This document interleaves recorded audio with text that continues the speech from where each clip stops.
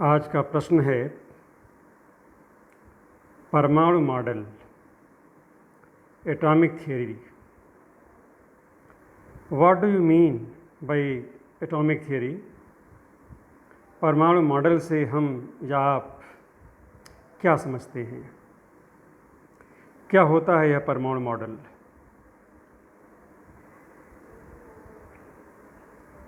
आपने John Dalton का नाम अवश्य ही सुना होगा। यह एक इंग्लिश फिजिसिस्ट थे, ब्रिटेन के रहने वाले थे। इन्होंने 1808 में एक सिद्धांत दिया और उस समय के हिसाब से इसको एक वैज्ञानिक सिद्धांत माना गया।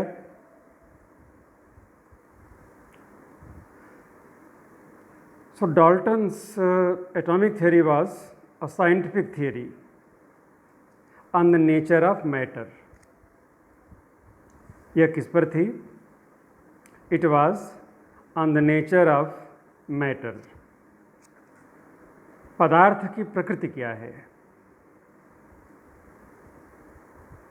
पदार्थ कैसे बनता है? इस पर इन्होंने गहन चिंतन किया और एक थियरी दी जिसे हम डाल्टन थियरी या डाल्टन सिद्धांत के नाम से जानते हैं।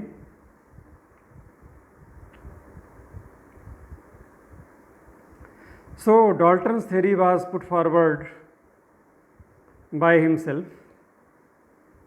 It is stated, it means John Dalton stated that all matter was made up of small indivisible particles known as atoms. John Dalton ने कहा कि प्रत्येक पदार्थ बहुत सूक्ष्म कणों का बनता है, इन कणों से मिल करके बनता है और इन कणों को, इन पार्टिकल्स को उन्होंने एटम कहा। भारत में भी अणु, परमाणु और कण की बात बहुत पहले से है। हमारे और आपके यहाँ जो भारतीय वाङ्मय है, भारतीय षट दर्शन है, जिसमें सांख्य है, योग है, न्याय है, वैशेषिक है, मीमांसा और वेदांत है। वैशेषिक में भी महर्षि कणाद ने कहा था कि सारा का सारा पदार्थ जो है वह कणों का मिलकर के बना होता है। तभी हम अपने आप को डाल्टन तक सीमित रखते हैं।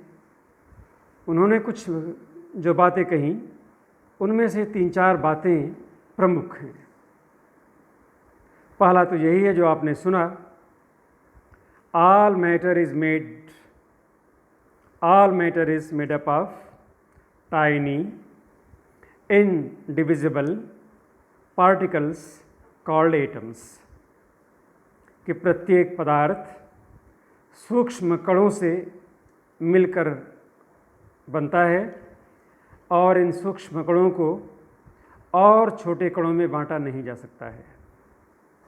यह उन्होंने पहली बात कही थी। अगली बात जो कही थी कि प्रत्येक तत्व के जो परमाणु हैं वह आकार में, प्रकृति में और गुणों में एक समान होते हैं। All atoms of a specific element are identical in mass, size and other properties. यह दूसरी बात जॉन डाल्टन ने कही थी। अगली बात और महत्वपूर्ण है, atoms can neither be created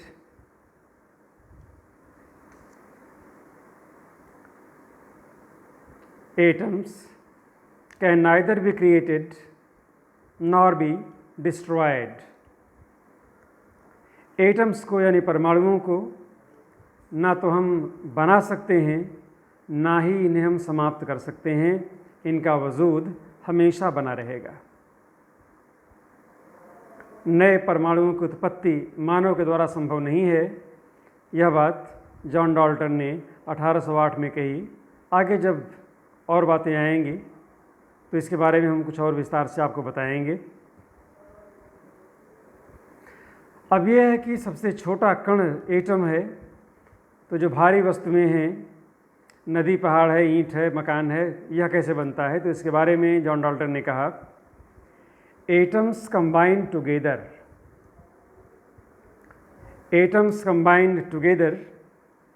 to form compounds. Atoms combine together to form compounds।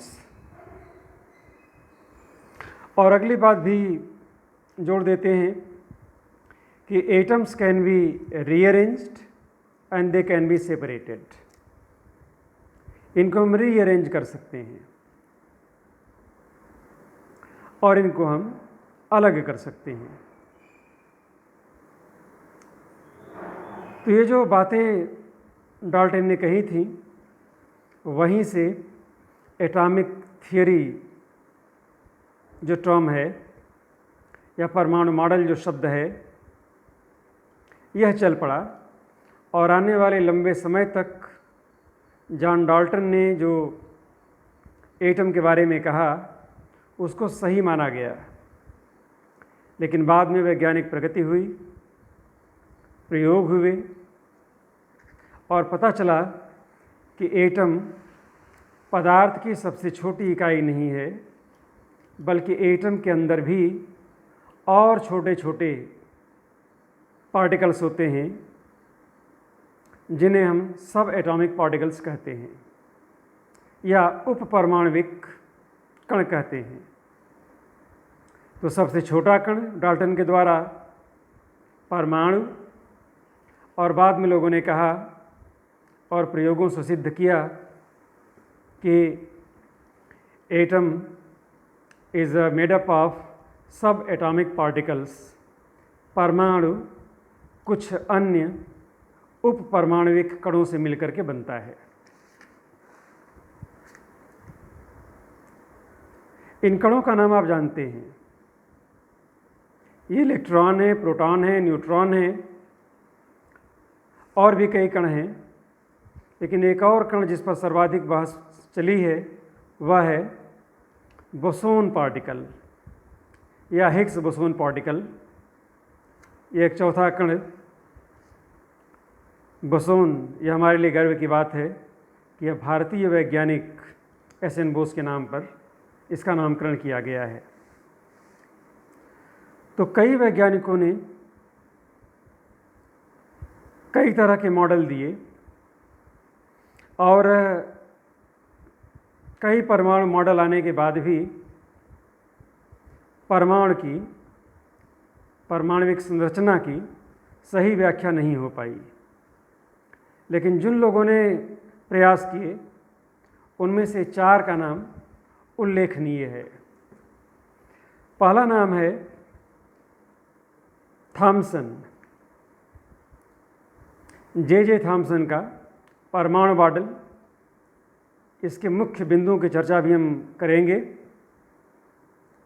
फिर रदरफोर्ड का परमाणु मॉडल है, बोअर का परमाणु मॉडल है और समरफील्ड का परमाणु मॉडल है। और इन मॉडल्स के अलावा भी कुछ और वैज्ञानिकों ने अपने परमाणु मॉडल दिए हैं, अपनी एटॉमिक थियरीज दी हैं। So one by one we will take up. First we shall take up, पहले हम बात करेंगे थॉमसन के परमाणु मॉडल पर, उसके बाद रदरफोर्ड के परमाणु मॉडल पर, और फिर नील्स बोर के परमाणु मॉडल पर। और अगर समय मिलता है तो अन्य परमाणु मॉडल के बारे में भी हम और आप बातचीत करते रहेंगे। इस बीच अगर आपके मन में कोई प्रश्न है तो हमारे दूसरे नंबर पर उसको आप भेजते रहिए और आज हम देर तक बैठेंगे और आपके सवालों का जवाब देते रहेंगे।